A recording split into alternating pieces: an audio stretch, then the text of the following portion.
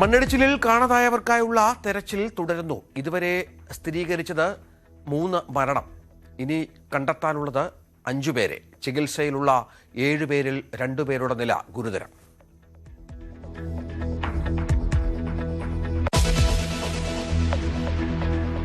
മുഖ്യമന്ത്രി ഇന്ന് വയനാട്ടിൽ ദുരന്തബാധിത മേഖല സന്ദർശിക്കും. വയനാട്ടിൽ റെഡ് അലേർട്ട് തുടരുന്നു. കോഴിക്കോട്, വയനാട് ജില്ലകളിൽ വിദ്യാഭ്യാസ സ്ഥാപനങ്ങൾക്ക് അവധി. ആലപ്പുഴ മുതൽ കാസർഗോഡ് വരെ യെല്ലോ അലേർട്ട്.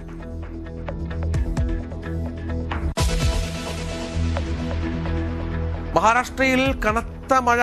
നാസിക്കിൽ 300 മില്ലിമീറ്റർ വരെ മഴയ്ക്കു സാധ്യതയെന്ന് മുന്നറിയിപ്പ്. മേഘവിസ്ഫോടനത്തിനും സാധ്യത. മുംബൈയിൽ 90 കിലോമീറ്റർ വരെ വേഗതയിൽ കാറ്റ് വീശുമെന്നും കാലാവസ്ഥാ കേന്ദ്രം. വിദ്യാഭ്യാസ സ്ഥാപനങ്ങൾക്ക് ഇന്നും അവധി.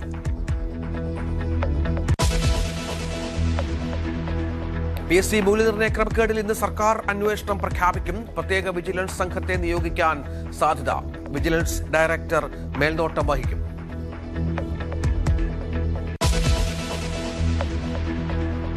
തിരുവനന്തപുരം നഗരസഭാ കൗൺസിലർ സുഗതന്റെ ജാമ്യാപേക്ഷയിൽ കോടതി വിധി ഇന്ന്. സുഗതന് നിർണായകം. 6 മാസം ജയിലിലടയ്ക്കണമെന്ന് കാപ്പ ഉപദേശക സമിതി. ജാമ്യം കിട്ടിയില്ലെങ്കിൽ സുഗതന്റെ കൗൺസിലർ സ്ഥാനം തുലാസിൽ. ഇറാനെതിരെ വീണ്ടും ആക്രമണം ആരംഭിച്ച അമേരിക്ക. സിറിക്, ബന്ദർ അബ്ബാസ് നഗരങ്ങളിലും ഖേഷം ദ്വീപിലും മിസൈൽ ആക്രമണം. ലക്ഷ്യം വെച്ചത് മിസൈൽ സംവിധാനങ്ങളെയും വ്യോമ പ്രതിരോധ സംവിധാനങ്ങളെയും. ഹോർമുസിലെ ആക്രമണത്തിനുള്ള മറുപടി എന്ന് വിശദീകരണം.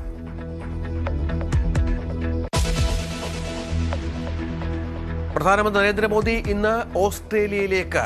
ഇന്ത്യ ഓസ്ട്രേലിയ വാർഷിക ഉച്ചകോടിയിൽ പങ്കെടുക്കും. ഓസ്ട്രേലിയൻ പ്രധാനമന്ത്രി ആന്റണി ആൽബനീസുമായി ചർച്ച.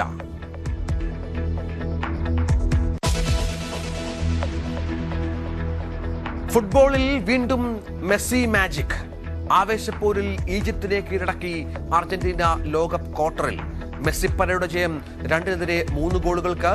ഷൂട്ടൌട്ടിൽ കൊളംബിയയെ തകർത്ത് സ്വിറ്റ്സർലൻഡും ക്വാർട്ടറിൽ.